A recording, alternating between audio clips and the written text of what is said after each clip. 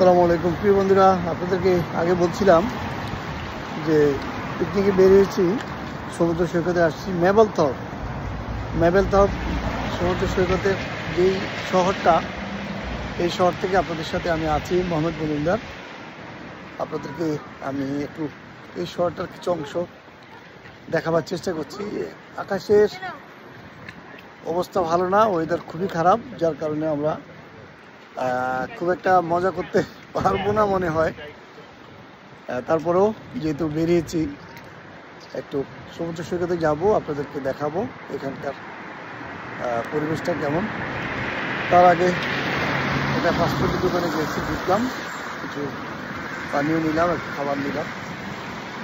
তো নিশ্চয়ই আপনারা দেখতে পাচ্ছেন আকাশের অবস্থা ভালো না। অনেক ভালো থাকবেন, আল্লাহ হাফেজ। আবার নতুন কোনো ভিডিও নিয়ে আপনাদের সাথে উপস্থিত হব। ভালো থাকবেন।